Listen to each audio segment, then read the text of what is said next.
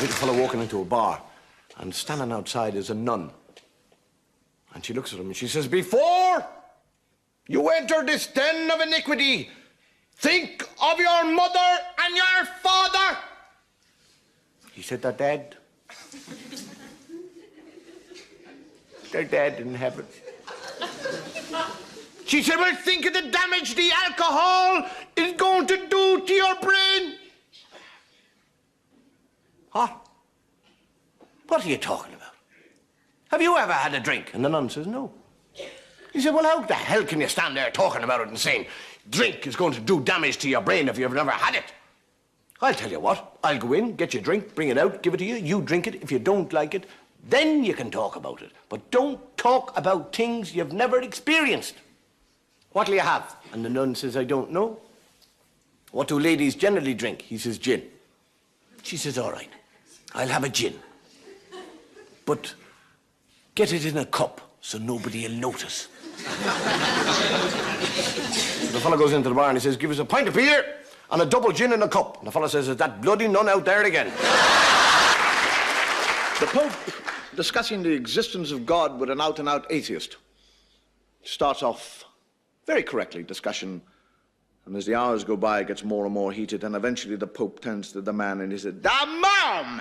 Get the mom! And you, come here. You are like a man who is totally blindfolded in a dark room looking for a black cat that is not there."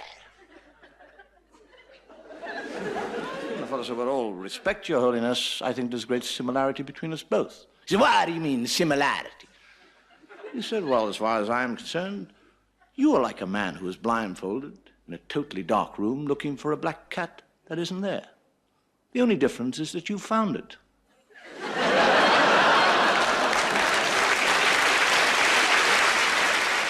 But a nun gets up in the morning and leaves and walks down the corridor. And another nun looks at her and says, it's a difficult thing to say, another nun,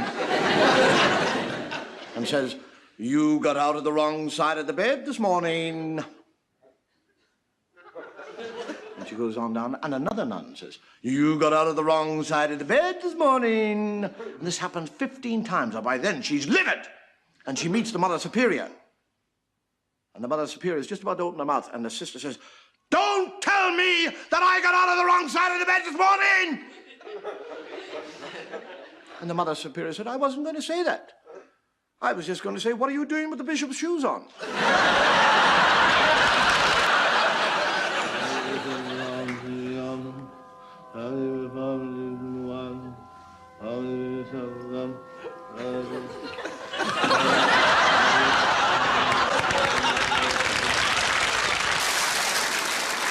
I am what you might call a practicing atheist. I'm quite happy to be an atheist because I think actually God likes atheists better. We never ask him for anything. We're not bothering him all the time saying, "Oh, God, please help me, I'm with this thing." And as a practicing atheist, there's certain things that I travel around the world, and no matter where I go, somebody called Gideon leaves me this book to read. It's an Irish book because it says it all began at the beginning.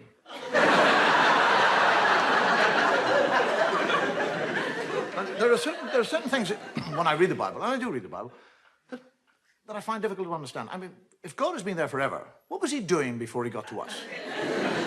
I mean, what was he out there doing? Was he sitting there going, "I'm bored today, what'll I do?" I mean, suddenly from nowhere, he suddenly decided to create a world. I'll make a world, that's what. Make a world, yes, that's what I'll do. Rivers, seas, boom, mountains, boom, everything is there. I want a garden. I'd like a nice garden. Whack! Garden me. Hate gardening. Need a garden. Gardener, spit and dust. Adam. Hey! And Adam, never once says, "Where in the name of God did I come from?" I mean, he's 40 years of age. He has no child, he has no recall. He doesn't say, "How did I get here?" But he's quite happy. He just kind of trundles around the garden, working away. And God is looking at him. And he sees that animal's happy.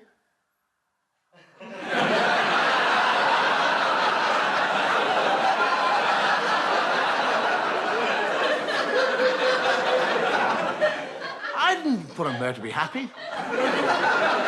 I'll put a stop to that. And God, during the night, sneaks down like a thief and steals, doesn't ask, doesn't request, steals it. His rib. And from his rib, he makes woman. And Adam wakes up in the morning, he's a real thickie. He's lying there, and there's somebody else, he doesn't say, where did you come from? How the hell did you get here? Where did you get those lumps?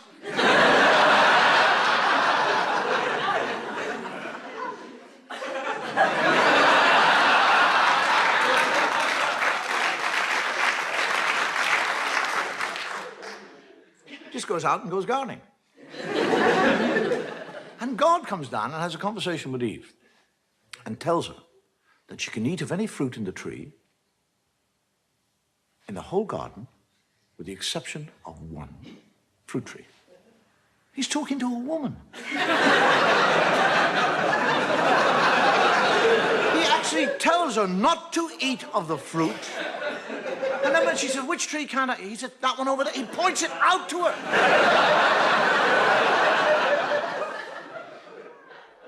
And when he goes and hides, and she sneaks up to the tree, and a snake comes down and has a conversation.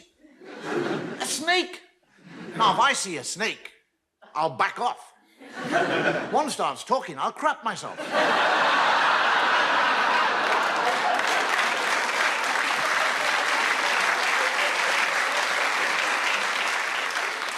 And the snake actually convinces her to eat the apple. And she eats the apple. And when she eats the apple, she learns shame. That's what happens when you eat apples. Now, she's not ashamed that she's disobeyed God or that she's eaten the apple. She's ashamed of one part of her body. That's all. She becomes ashamed of that area of the body. Now, why that area? Why not her elbow? Her nose. Do you actually realize that if Eve had been ashamed of her nose, every woman in the world now would be ashamed of your noses? You'd all be sitting here tonight with little nose knickers on.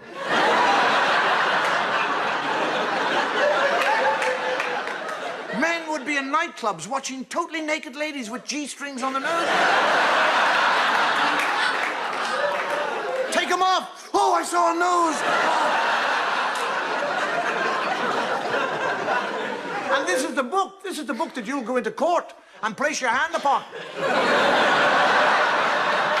And swear to tell the truth, the whole truth, nothing but the truth. The first funeral I ever went to, and believe me, this is true, I was 6 years of age.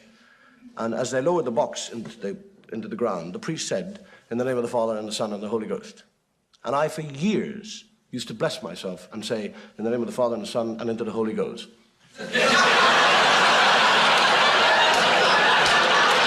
One final custom that we have in Ireland regarding death and a funeral is that only one person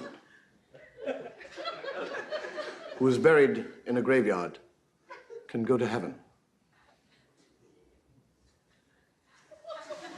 Which basically means if two people are buried in the same graveyard on the same day, the last one in has got to wait till tomorrow. So can you imagine what would happen if one funeral met another funeral going to the same graveyard?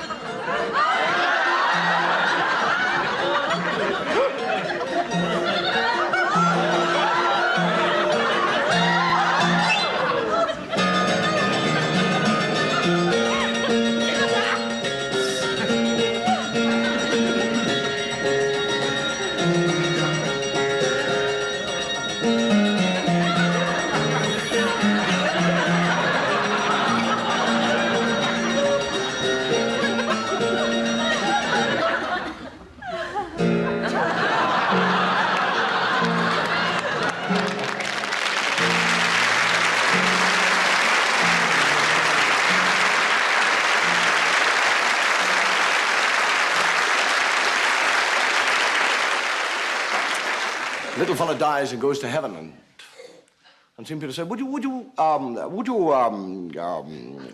like to have a look around heaven? And the fellow, yeah, I would, actually. So they're looking around heaven.